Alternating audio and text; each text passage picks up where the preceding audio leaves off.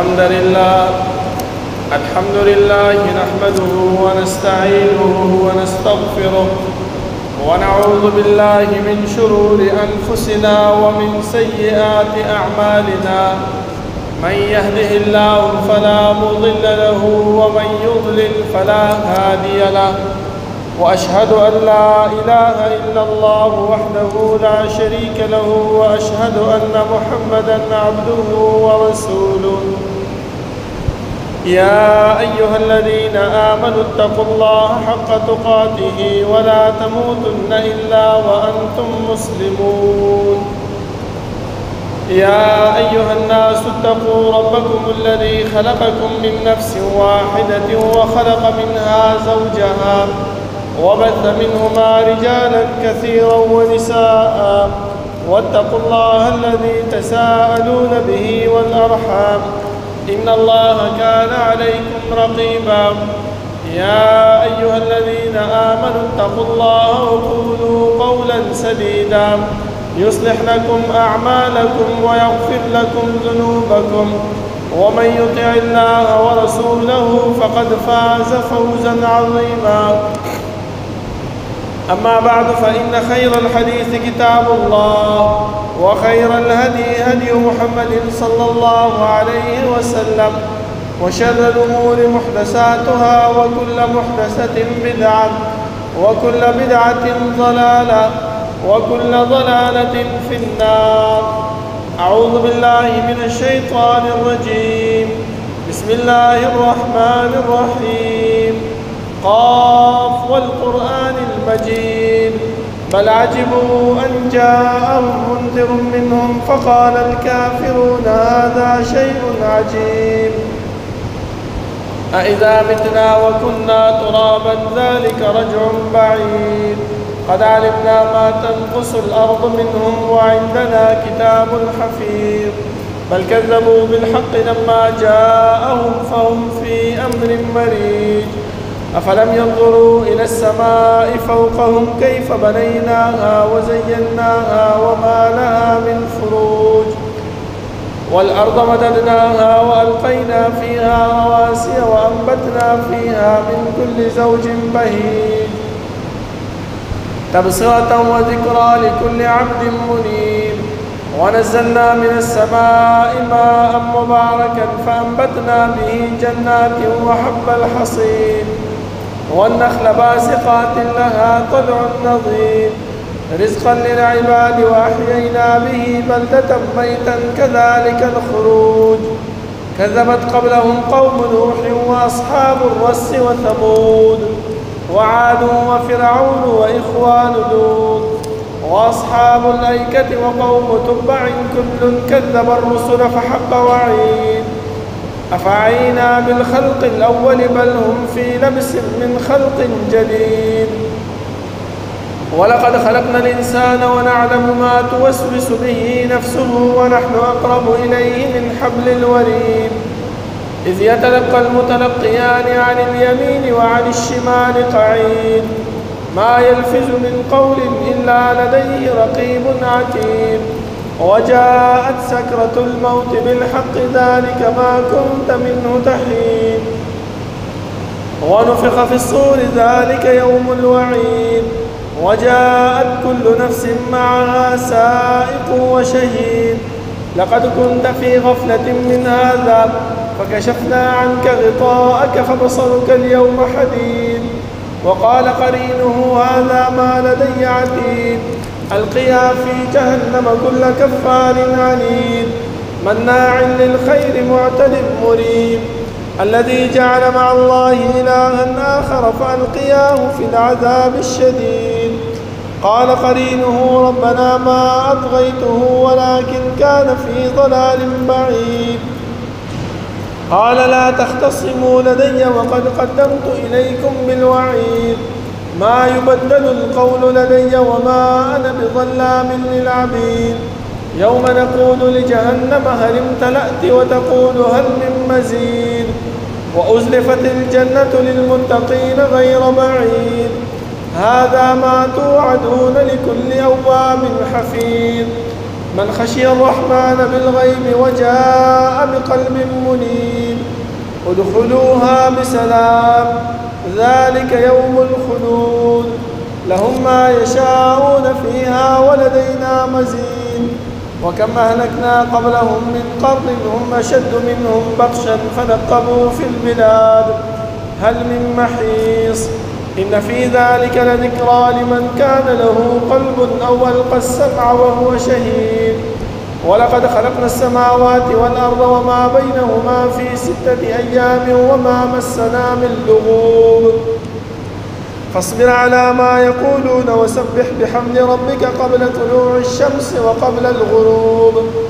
ومن الليل فسبحه وأدبار السجود واستمع يوم ينادي المناد من مكان قريب يوم يسمعون الصيحة بالحق ذلك يوم الخروج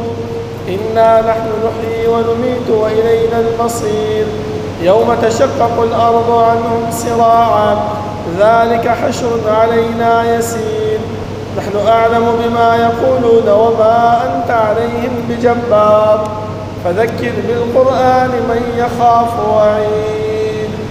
اللهم صل على محمد وعلى آل محمد كما صليت على إبراهيم وعلى آل إبراهيم إنك حميد مجيد اللهم بارك على محمد وعلى آل محمد كما باركت على إبراهيم وعلى آل إبراهيم إنك حميد مجيد بسم الله الرحمن الرحيم إن عدة الشهور عند الله 12 شهرا في كتاب الله يوم خلق السماوات والأرض منها 4 حرم ذلك الدين القيم فلا تظلموا فيهن أنفسكم الله رب العالمين أحكم الحاكمين دجول بادشاہ دجول زبردست هغه رب العالمین چې تمام کائنات خالق او مالک دی هغه الله چې تمام کائنات متصرف او منتظم دی هغه رب العالمین چې هغه په صفاتو کې او صفت فعال لما يريد دی رب العالمین چې سکی سوخ چې کوي سرنګ چې کوي چا سره چې کوي کولای شي دا الله رب العالمین د څوک تپوس او پوښتنه نشي کولای خو رب العالمین په صفاتو کې دا صفت موجود دی چې وهم يسألون دا مکلف مخلوقات چې هر څومره دي خو هغه انبیا دي او که امت دی خو هغه باچاهان دي او که رعیه ده خو هغه مالدار دي او که غریب دی هر یو فرد نه الله رب العالمین تپوس او پوښتنه کوي زما محترمو دا الله رب العالمین دا تپوس او دا پوښتنه دا په دې خبره باندې دلالت نه کوي چې انسان په دنیا کې کم کار کم عمل چې کوي الله رب العالمین ته پته نشته نه زما محترمو بلکې زمونږ د دنیا دا ماحول دی چې کله کم انسان کم جرم وکړي کم غلط کار وکړي او په هغې کې ګیر شي نو سمدستي د هغې نه انکار کوي ځکه الله رب العالمین د مشرک صفت موږ ته په قرآن کریم کې بیان کړی دی چې کله د الله رب العالمین مخې ته ودرېږي او الله دې نه تپوس کوي چې انسان په دنیا کې د شرک ولې کړی دا به ورته وایي چې والله ربنا ما كنا مشرکین ای الله موږ په دنیا کې هېڅ قسم د شرک نه و کړی د دې د وجې نه الله رب العالمین موږ سره کرامن کاتبین مقرر کړي دي هغه زموږ د خولې نه ویستلی شوي هر یو وړه غټه خبره لیکي کوم عمل چې موږ کوو هغه عمل هم لیکي الله رب العالمین به دې ملایکو ته وایي چې د دې انسان عملنامه او رجسټر راوړه دا چې ورته ګوري نو دا یو ارمان به کوي چې ما لهذا الکتاب لا یغادر صغیرة ولا کبیرة الا احصاها دې عملنامې نه څه چل شوی دی چې نه زما وړه ګناه یې پرېښې ده او نه زما غټه ګناه پرېښې ده بلکې ټوله یې را ایساره کړې ده نو زما محترمو چې کله زمونږ ګناهونه زمونږ اعمال هغه د الله رب العالمین سره لیکلی کېږي او الله رب العالمین به سبا زمونږ د دې اعمالو حساب او کتاب زمونږ نه اخلي نو بیا ولې مونږ خپلو اعمالو کې سستیا کوو خپلو اعمالو کې مونږ د سستیا نه کار اخلو د الله رب العالمین لکونه او کرورونه رحمتونه په جناب محمد رسول الله صلی الله علیه وسلم باندې چې هغه مونږ ته د الله رب العالمین ذات او صفات د الله رب العالمین اسماء او احکام د الله رب العالمین د وحدانیت طریقې راته وښودلې او هغه لارې او هغه طریقې راته وښودلې چې په هغې باندې عمل کولو سره موږ د رب العالمین رضا او جنت حاصلولی شو او هغه لارې او هغه طریقې هم راته وښودلې چې د هغې نه په اجتناب سره موږ د رب العالمین د قهر او د غضب نه بچ کېږو. زما محترمو، الله رب العالمین چې موږ دې دنیا کې پیدا کړي یو نو زموږ د پیدایش مقصد او غرض هغه د الله رب العالمین عبادت او بندگی ده. بیا دا عبادت او دا بندگی دا به څومره کوو، د چا په طریقې به کوو؟ دې دپاره الله رب العالمین د آدم علیه السلام نه نیولې تر جناب محمد رسول الله صلی الله علیه وسلم پورې انبیاء کرام راولېږل. دې انبیاو ته دا وویلې چې انبیاو تاسو لاړ شئ، زما دا امت، زما دا بندګان دا د دې خبرې نه خبر کړئ چې کوم انسان ما چې کوم دین را لېږلی دی په هغې باندې عمل وکړو، په هغې باندې روان شو، نو د هغې دپاره جنت دی، نعمتونه دي، اسایشونه دي، ښایسته ښایسته وخت دی. او که کوم انسان عمل ونه کړو نو د هغې دپاره بیا عذاب دی، دردناک دی، ویره وایي د هغې نه. لکه تاسو وګورئ زما محترمو، الله رب العالمین موږ ته بار بار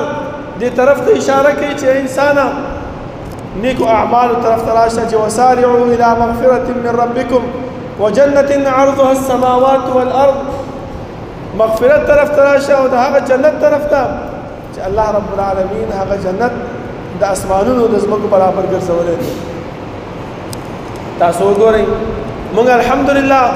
الله رب العالمین موږ له دا جومات د اهل حدیثو جومات را کړی دی. پکار دا دی چې دا جومات موږ په خپل عبادت او په بندګۍ باندې آباد کړو. ځکه آبادوالی دې ته نه وایي چې موږ دا جومات باندې خرچه وکړو، په دا جومات باندې ټایلونه ولګوو، دا ښایسته کړو، دې باندې چې دی نو رنګونه وکړو، نه، بلکې الله څه فرمایي انما یعمر مساجد الله من آمن بالله والیوم الآخر. جماعتونه څوک آبادوي چې په الله په رسول باندې او ورځ د آخرت باندې ایمان راوړي. څه به کوو؟ واقام الصلاة وآت الزکات ولم یخش الا الله. هغه آبادولې څه شی دي؟ هغه آبادولې دا دي چې موږ په دې کې لمونځ وکړو، په وخت باندې خپل مانځه ته ځان راورسوو، په وخت باندې موږ د الله عبادت وکړو، د الله بندګي وکړو، په وخت باندې موږ د الله رب العالمین طرف ته راشو. خو دا کله کېږي زما محترمو چې موږ د الله رب العالمین او د پیغمبر صلی الله علیه وسلم ښودلی شوی دین باندې ځان پویه کړو. که چېرته موږ ځان نه یې پوی کړی، صرف دا خبره کوو چې موږ اهل حدیث یو، بس زموږ بیړه پار ده، په دې باندې نه کېږي زما محترمو. ولې رسول الله صلی الله علیه وسلم خپل لور فاطمه رضی الله عنها ته فرمایي چې فاطمې دا خبره یاد وساته، په ذهن کې دا خبره را نه شي چې زه د پیغمبر او د اولوالعزم پیغمبر لورې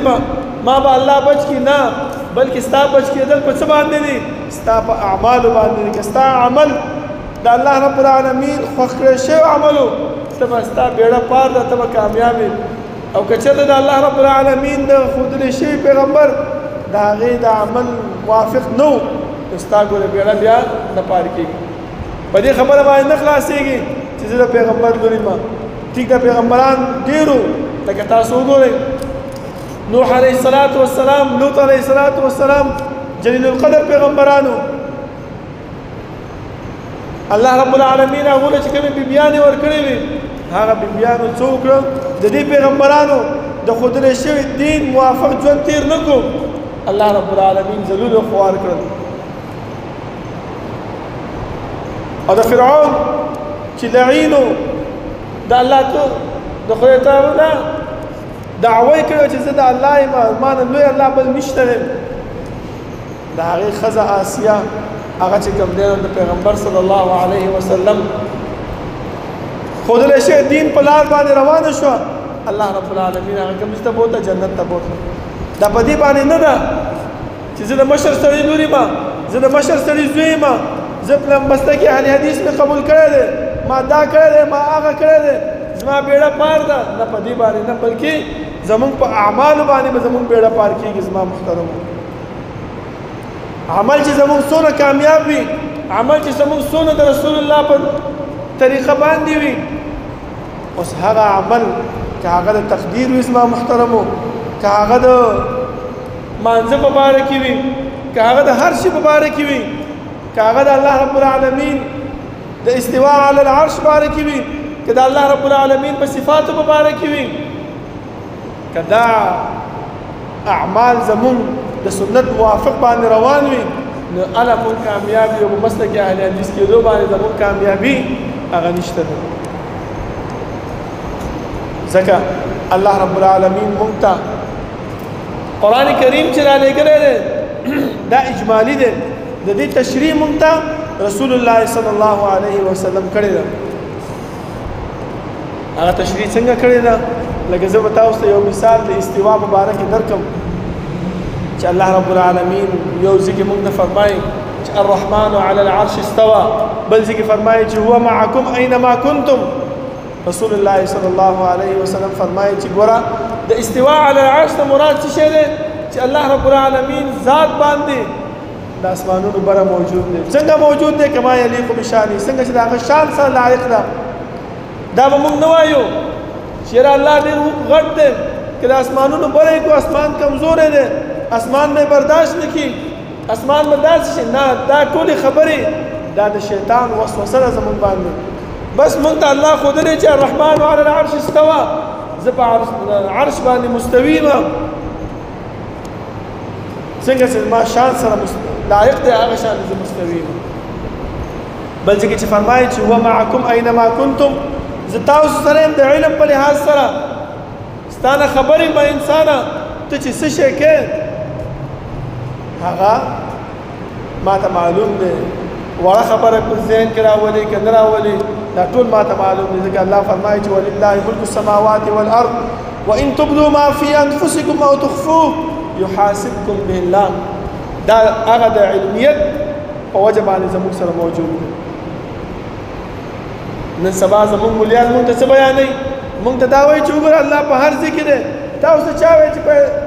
عرش باندې مستوي دی؟ وایي الله وایي چې هو معکم اینما کنتم، زه تاسو سره یم، په هر ځای کې تاسو سره موجود یم.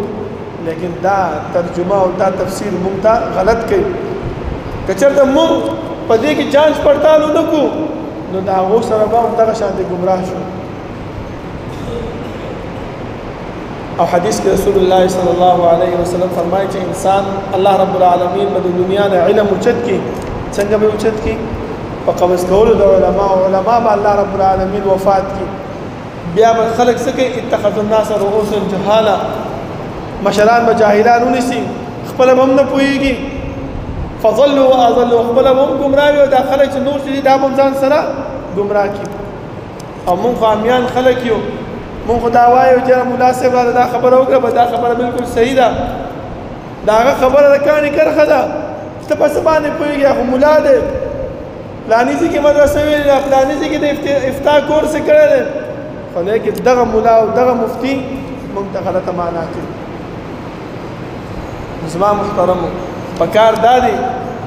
چې په دې مسایلو باندې ځان پوهه کول پکار دی. ځان نه په دې خبره باندې خلاصې نشته چې زه اهل حدیث شوم او بس ما دپاره به خلاصې وي. ځکه الله رب العالمین بار بار مونږ ته فرمایي چې انسانه دغه اعمالو طرف ته راشه، عمل په دې باندې خلاصې دی، په نوم یې ښودو باندې خلاصې نشته دی. تاسو وګورئ رمضان المبارک میاشت په مونږ باندې تېره شوله، کوم اعمال چې مونږ په هغې کې کړي الله رب العالمین دې هغه زمونږ نه قبول کړي. صحابه کرامو به دا کار و شپږ میاشتې مخکې به دعا کوله چې الله مونږ رمضان مبارک ته ورسوي چې په هغې کې نیک اعمال وکړو. بیا چې رمضان مبارک به تېر شو بیا به دعا کوله چې الله دغه عمل اوس خپل دربار کې قبول کړه. او مونږ ته هم د دې خبرې نه دا سبق اخیستل پکار دی چې مونږ کوم عمل کوو په ذهن کې دا خبره را نه ولو چې یاره زه خو چې دی نو عمل کومه، پلانې عمل مې وکړو، پلانې عمل مې وکړو، زه به زه خو کامیاب شوم، مړه به زه خو رسېدلی یم او زه دا یم او د هغه یم. نه، بلکې سمدستي د الله نه د قبولیت سوال کړه چې الله ته خپل دربار کې الله قبول کړي. ولې ابراهیم علیه السلام، اسماعیل علیه السلام کعبه غوندې مقدس کور هغه د الله رب العالمین جوړ کړو. بیا په ذهن کې دا رانوته چې دومره لوی کور هم جوړ کړم الله خو به موږ بخلي یو الله به موږ ته معافي کړې وي الله به راته دا ویلي دا به ویلي نه څه وایي ربنا تقبل منا انك انت السميع العليم اے الله دا ورکوټ شانتي کور دا کم تر عمل موږ وکړو دا ته په خپل دربار کې قبول کړ نو خامخا د عمل نه وروستو د قبولیت سوال پکار د زما محترمو که سبا موږ د الله رب العالمین مخې ته ودرېدو او الله راته وایي چې انسانه 50 کاله د دنیا کې تیر کړي او 80 کاله د دنیا کې تیر کړي او د 80 کالو عمل مې دلته نه قبول کړی زه هباء منصوره لکه دا خاوره چې په یو ځای باندې پرته او تیز هوا پرې راشي او ځان سره ویسي که نه وایي دغه شان دي دا ستا عملونه ما برباد کړل ته بیا الله ته څه ویلی شو مونږ ما او تا بیا الله ته څه ویلی شو چې الله ولې ما خو څلوېښت کاله ځان ستړی کړی دی الله به راته وایي چې دا دې څه دپاره چې ستړی کړی و هغه ته دنیا کې میلاو شوي دي ما سره هېڅ هم نشته لازما پکار دا دی چې مونږ عمل نه وروسته د قبولیت سوال خامخا وکړو زما محترم بل دا کومه میاشت په مونږ باندې روانه ده او کوم آیات چې ما ولوستو الله رب العالمین هم په دې کې مونږ ته فرمایي چې کله الله رب العالمین اسمان او ځمکې پیدا کړې او د میاشتو تعداد الله رب العالمین هغه 12 مقرر کړي دي او په دې 12 میاشتو کې 4 میاشتې هغه د حرمت دي حرمت نه مراد څه شی دی چې کوم انسان په دې کې نیک عمل کوي نو هغې بدله ورته ډبل ملاویږي او که ګناه کوي نو ورته جزا او سزا هم ډبل ملاویږي او دا میاشتې 3 پرله پسې دي لکه دا ذوالقعدې میاشت روانه ده دې پسې بیا ذوالحجه ده ورپسې محرم دی هسې هم عملونه ډبل دي جزا او بدله ډبل ده او بیا هم الله رب العالمین موږ باندې دومره مهربان او رحیم او کریم دی چې موږ ته دا وفرمایل چې انسانه عمل وکړه په عمل باندې ستا کامیابی دی نوم یې ښودو باندې کامیابی نشته دی د خلکو خبرې اورېدو باندې او زړه کې ساتلو باندې کامیابی نشته دی هغه عمل څه شی دی دا د ذوالحجې میاشت د زیارت د ورځې یا د جمعې د ورځې نه را روان شروع کېږي او رسول الله صلی الله علیه وسلم فرمایي ما من ایام احب الى الله العمل الصالح فيه محبوب ترین عمل په دې 10 ورځو کې چې الله رب العالمین ته ډېر محبوب دی هغه دا د 10 ورځې د ذوالحجې اولنۍ په دې کې د الله رب العالمین ته عمل کول هغه ډېر زیات محبوب دی ډېر خوشحالېږي په هغې باندې او ډېر اجر او ثواب انسان ته ورکوي صحابه کرام سمدستي ویل چې د الله رسول وللجهاد فی سبیل الله ځکه هغو ته دا جهاد ډېر لوی عمل ښکارېدو او چې او جهاد فی سبیل الله نه هم دا عمل په دې 10 ورځو کې ډېر دی مګر هغه جهاد چې انسان خپله وځي او خپل مال سره وځي نو بیا هغه جهاد غوره دی ما سوا د هغه جهاد نه دغه دې 10 ورځو کې عمل هغه بهترین دی وګوره پکار دا دی که چېرته مونږ کامیابي په عمل باندې نه وی نو الله به مونږ ته ولې ویلی چې دا 10 ورځې بهترین دي په دې کې عمل وکړه په دې کې کار وکړه پیغمبر مونږ ته ولې دې طرف ته ترغیب راکوو خو د دې نه معلومه دا شوه چې مونږ په خپل ذهن کې او په دل او دماغ کې چې دا د اهل حدیث توب ټاپه کېنولې ده چې یاره بس زه خو اهل حدیث یم که عمل کوم او که نه کوم که سنت کوم او که نه کوم که مانځره لیټ راځم او که ناوختي راځم بس ما خو مسلک قبول کړی دی نه په دې باندې خلاصې نشته زما محترم ټیک ته دا هم یو صحیح خبره ده خو لیکن کامیابي او خلاصې په څه کې دی په نیکو اعمالو کې دی او بیا په دې 10 ورځو بعد یو ورځ داسې ده چې هغه د عرفې ورځ ده رسول الله صلی الله علیه وسلم موږ ته فرمایي چې کوم انسان په دې عرفې ورځ کې روژه ونیوله او دا ګرمیم ده سختې ورځې وې او په دې کې موږ روژه ونیسو او دا د عرفې روژه وي یو خو د دې سختۍ اجر او ثواب به الله راکوي بل د دې عرفې د ورځې روژې ثواب به الله راکوي چې پیغمبر صلی الله علیه وسلم فرمایي چې الله رب العالمین په دې ورځ باندې چې څوک روژه ونیسي د 2 کالو ګناهونه ورنه معاف کوي یو تیر شوي کال ګناه معاف کوي یو راتلونکي کال ګناه معاف کوي یوه ورځ ده په ځان باندې به لږه سخته تیر کړو ولې عمل دی که نه وسارعوا الى مغفرة من ربكم وجنة عرضها السماوات والارض جلدی والی مغفرت ته وکړئ او هغه جنت ته وکړئ جنت به څنګه حاصلو چې کله الله رب العالمین و جنت او جهنم پیدا کړ جبرئیل امین ته ویل اول جنت ته بوله چې ورشه جنت وګوره چې وی کتل راووته الله ته تاسو کو چې دی وکړه او یا الله دا داسې نعمتونه دي او داسې اسایشونه دي او دا دی او دا دی کستا دا بندگان د دینه خبر شو نو بس بل عمل به نه کوي د جنت د حاصلولو عمل به کوي هغه ویل الله ورته چې زه جهنم وګورم چې جهنم یې وکتو او دا عذابونه او دا سختیان او دا تکلیفونه راووته الله ته وایي څه دي ولیدل وایي الله دا خو داسې بد حال دی که دینه خبر شو دا انسانان نو هیڅ قسم د ګناه او بد عمل به ونه کړي الله رب العالمین په دې جهنم باندې اسانتیانې او اسایشونه او آسان کارونه دای په تنه راتاو کړ او په جنت باندې سختیانې مشکلات تکالیف دای تنه راتاو کړ چې بیا دا جبرئیل امین ته اوس ورننه د جنت ته چې هغه ورننه وته نو لږ تکلیف محسوسولو لږ درد محسوسولو لږ مشقت محسوسولو چې بیا راووتو الله دې ته وایي چې اوس دې څه ولید هغه ورته چې ستا بندګان دې شي لایق نه دي چې جنت ته لاړ شي او چې کله جهنم ته ننوتو او دا اسانتیانې او دا آرامتیا او اسایش او بیا هلته چې ګرې نو اورې ولیدو چې ګوره دغه شی چې په جهنم باندې تاو شوی دی نو دا ټول خلک به د جهنم ته راځي اوس چې مونږ جنت حاصلو په دې عمل باندې او په دې مشقت او تکلیف باندې دې سخته ورځ کې چې مونږ یوه ورځ روژه ونیسو تاسو وګورئ د رمضان نه بعد مونږ ته دا مولیان ټول دغه خبره کوي چې شپږ ورځې روژې دي او شپږ ورځې روژې دي دا ولې شپږ ورځې روژې دا ډېر سخته ورځ ده چې ټول خلک هلته خوراک کوي او تا چې کوم دی نو په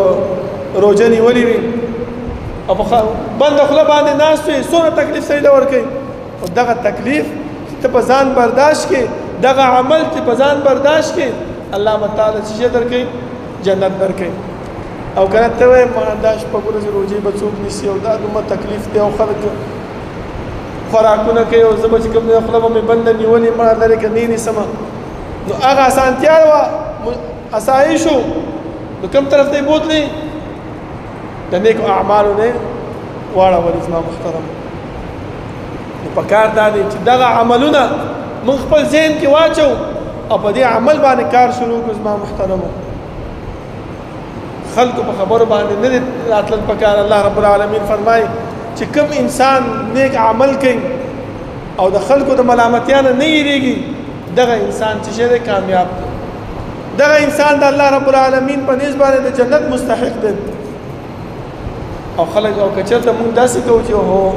دا سړی به راته څه وایي یاره دا خپلوان به مې څه وایي دا تره زوی به مې څه وایي دا ماما زوی به مې څه وایي دا کاکا زوی به مې څه وایي دې سره به زه کور کې څنګه میلاوېږم نه نو بیا په دې خبره باندې زما محترمو کامیابي هغه نشته دی لکه تاسو وګورئ دا د جمعې ورځ زه تاسو ته دا خبرې ځکه کوم چې تاسو دې عمل طرف ته اول خپل ځان او بیا تاسو دې خبرې ته راغبوم چې انسانانو عمل پکار دی د الله رب العالمین په نیز باندې نوم او د الله رب العالمین په نیز باندې اوچتوالی مخوریزوالی دا پکار نه راځي چې موږ دا وایو چې یا مالدار یم یا زه خانداني یم یا زه چې کوم دی نو سید یم یا زه دا یم یا نه دا شی نه پکار نه راځي د الله په نیز باندې څه پکار راځي نیک عمل پکار راځي لکه دا د جمعې ورځ دا الله او د الله رسول صلی الله علیه وسلم موږ ته ولې بیانوي دې د وجې نه چې الله خپله فرمایي چې خلقت بیدی دا انسان ما په خپل لاس باندې پیدا کړی او زه نه غواړم چې په خپل لاس باندې والم او جهنم ته وغورځوم بلکې د دې د کامیابولو چې دا جنت ته لاړ شي او نعمتونه او اسایشونه چې کوم ما دې له تیار کړي دي هغه والي او هغې باندې مشغوله شي دا د جمعې ورځ رسول الله صلی الله علیه وسلم موږ ته 15 حصو باندې تقسیم کړې ده د نور د راختو نه واله تر امام د منبر ته ختو پورې دا وخت 15 ټایم باندې تقسیم دی په اول ټایم باندې چې څوک راغی وایي الله ورله دومره اجر او ثواب ورکوي لکه چې یو اوښې د الله په لار باندې قربان کړي منډۍ ته لاړ شي اوښ راولي او حلال کې ټوله غوښه په خلکو باندې تقسیم دی څومره اجر او ثواب دی په څه باندې صرف د امام نه د راتلو د منبر د ختو نه مخکې ته راشي وایي که په دویم ټایم باندې څوک راشي وایي دومره اجر او ثواب دی لکه یو غویی چې د الله په لار کې قربان کړي په دریم ټایم باندې چې راشي لکه یو چیلی په څلورم ټایم باندې چې راشي لکه یو چرګه پنځم ټیم باندې راشي لکه چې یو انډه د الله رب العالمین په لاره باندې قربان کړي دومره اجر او ثواب الله ورکوي او الله رب العالمین دا خبرې څنګه به یادې د دروازې باندې ملایکو درولي موږ ته ښکاري نه هغه زموږ نوم لیکي پلانې د پلاني زوی پلاني ټیم باندې راغی دومره اجر او ثواب ستا عملنامه کې ولیکلی شو د دې اجر او ثواب به تاله کله ملاویږي کله چې د الله رب العالمین مخې ته ودرېږي او الله ته نه تپوس کوي او چې کله امام وي منبر ته راوخیږي هغه ملایک خپل رجسټر بند کړي او د امام خطبې ته کښېني هغه به اوري خطبه اوري د هغې نه بعد چې کوم خلک راځي ټیک ده رالل جمعې مونځ یې وکړو نیمه خطبه یې واورېدله خو دا دی چې هغه ملایکو رجسټر کې د هغې نوم ونه لیکلی شو لکه د دې یو مثال ته در کوم یو سړی دی په کارخانه کې کار کوي او د کارخانې مالک په ګیټ باندې رجسټر ایښی دی چې ته سهار کې راځې دستخط کوه چې ماښام کې ځې نو څه کوه دستخط کوه یو سړی داسې نه مړه دا خو دومره زما نه نه کېږي چې دا دستخطونه پکې کومه خو داسې م ټپټۍ له راځم پلانې مې م ګوري پلانې مې م ګوري پلانې مې م ګوري چې دا راغلی دی تاسو رښتیا ووایئ چې د میاشت په آخره کې هغه مالک چې رجسټر ته وګوري د دې دستخط پکې نه وي دې له دغه ورکوي تنخوا به ورکړي او که نه نه ورکوي ولې چې رجسټر کې تا دستخط نه کوي زه څه خبر یم ته راغلی او که نه یې راغلی زه په دې پلاني کتو باندې یقین نه کوم دغه شان دی مونږ مونځ هم وکړو ځان هم راورسولو خطبه هم واورېدله خو هغه ثواب چې د ملایکو کوم د غویي او د اوښو او د چیلي او د چرګ او د انډې د قربانولو ثواب په هغې کې زموږ نومونه لیکلی شو ولې د دې ورکوټې عمل نه مونږ څه شی شو محرومه شو په دې ورکوټو عملونو باندې زما محترمه مونږ کامیابېږو زمونږ بیړه پار کېږي الله رب العالمین چې کوم جنت مونږ له تیار کړی دی د هغه جنت مونږ مستحق ګرځي د پکار دا دی چې دې عملو طرف ته او دې عقیدې طرف ته ځان راغب کو دې عقیدې طرف ته ځان متوجه کو چې مونږ ته پیغمبر څه ویلي دي مونږ ته الله څه ویلي دي او الله او پیغمبر مونږ نه څه غواړي نو که چېرته مونږ دې طرف ته راغب شو دې طرف ته راشو نو هله به کامیاب یو که نه نو کامیابي زموږ مقدره هغه نه ګرځېږي الله رب العالمین نه دعا ده چې الله رب العالمین د عمل کولو توفیق راکړي او الله رب العالمین هغه عمل زموږ نه واخلي چې هغه د هغې د رضا ذریعه وي او د جنت د حاصلولو ذریعه وي او د هغې عمل نه موږ وساتي چې هغه د جهنم ته د تګ ذریعه وي او د الله د قهر او د غضب ذریعه ګرځي اقول قولي هذا واستغفر الله لي ولكم ولسائر المسلمين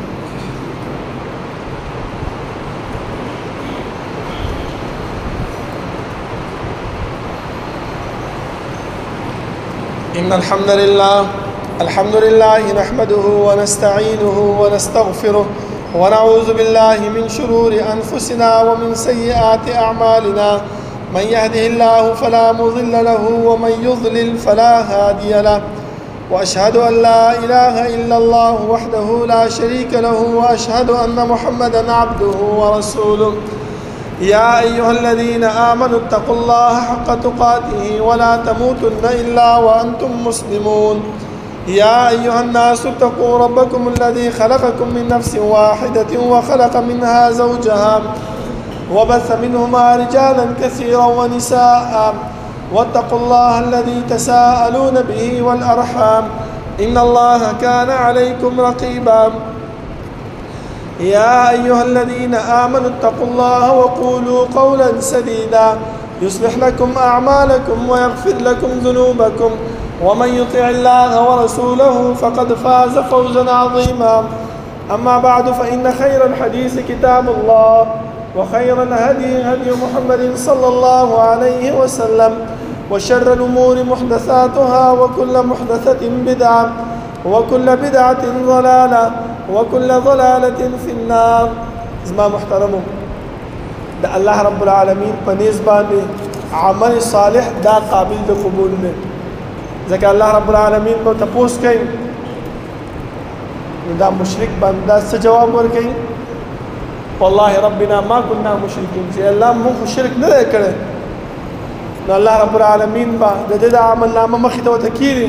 چې وګوره کړی دی او که نه دی کړی او دغه ورځې چې په موږ باندې کم تېرېږي او د ذوالقعدې میاشت ده ورپسې د ذوالحجې د اختر میاشت ده ورپسې د محرم میاشت ده دا درې واړې میاشتې دا داسې عزتمندې میاشتې وي چې په دې کې ورکوټ عمل د هغې اجر او ثواب هغه دوچنده دی، هغه زیات دی. خو یو خبره یاد وساتئ چې رسول الله صلی الله علیه وسلم موږ دې طرف ته متوجه کړي یو چې انسانانو عمل خو کې زما په نیز باندې کې، زما په طریقه باندې کې، د الله رب العالمین د خوشنودي او د رضا د حاصلولو دپاره یې کې. خو یو ورځ صحابو سره کېناستو ورته وفرمایل چې من المفلس فیکم، ای صحابو تاسو کې غریب سره څوک دی؟ هغه ورته چې د الله رسول غریب خو هغه دی چې پیسې ورسره نه وي، مال ورسره نه وي، بنګلې ګاډي ورسره نه وي، دغه سړی غریب دی. رسول الله صلی الله علیه وسلم فرمایي چې نه، غریب هغه انسان دی چې د ورځ د قیامت کې الله رب العالمین مخې ته راشي او ډېر منځونه یې کړي وي، ډېر روجې نیولې وي، ډېر صدقې ورکړې وي، ډېر د قرآن کریم تلاوت یې کړی وي، خو په سره د دې اعمالو نه یو کار یې بل هم کړی، هغه څه شی دی؟ د بل انسان عزت یې لوټ کړی دی، د بل انسان بې ځایه سپېړه ورکړې ده، بل انسان نه بې ځایه هسې کنځلې کړې دي، بل انسان زړه یې هسې خفه کړی دی، د بل انسان کور کې ښځې ته بچو ته بد رد وایي، د هغې سره تعلق ښه نه ساتي، بې ځایه هغه له خفګان ورکوي. د قیامت په ورځ باندې به دغه کسان په صفونو کې به ولاړ وي او په قطار کې به ولاړ او را روان وي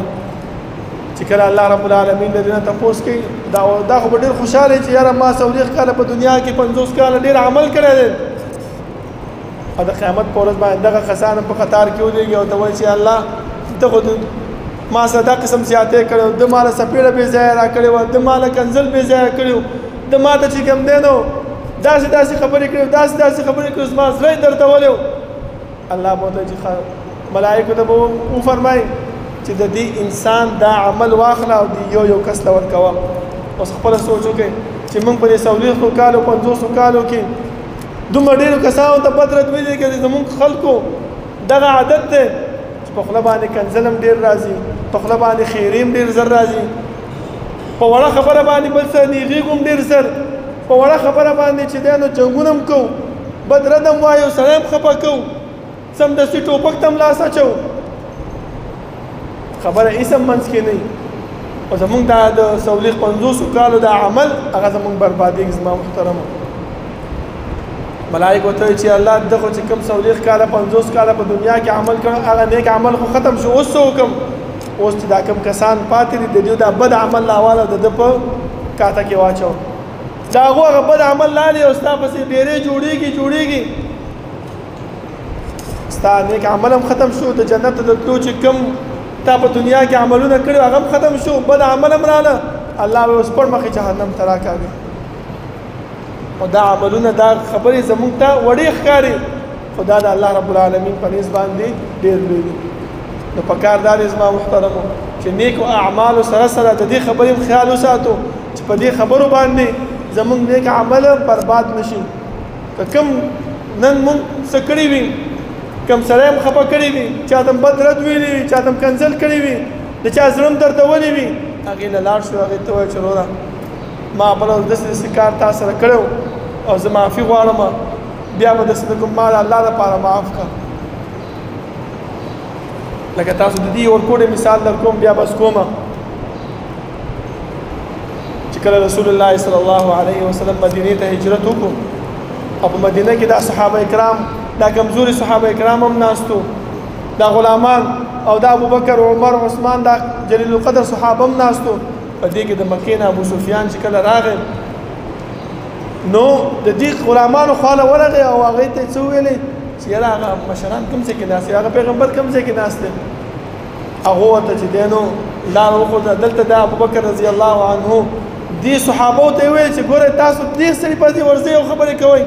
تاسو ته داسې نه کېږي، شرم نه درځي، دا خو د الله دشمن دی او دا دی. هغې ته دغه ځای کې دغه سپکه خبره وکړله، دا صحابه ډېر خفه شو او سمدستي رسول الله صلی الله علیه وسلم خواله راغله او ورته چې الله رسوله ابوبکر رضی الله عنه موږ ته داسې خبره وکړه، هغې موږ نه صرف تپوس وکړو، د موږ ته داسې رسول الله صلی الله علیه وسلم ابوبکر ته وویل تا داسې کلمه ویلې ده چې په دې کلمه باندې که دې صحابو ته معاف نه کړې ستا ټول زندګي اعمال بربادېږي. څه خبره وه؟ صرف یو سپکه شان خبرې ورته کړې وه هغه ابوبکر رضی الله عنه سمدستي هغه صحابو ته چا ته ویلو هغو له لاړو غلام دی کمزوري صحابي دی دا جلیل القدر صحابي چې الله ورته د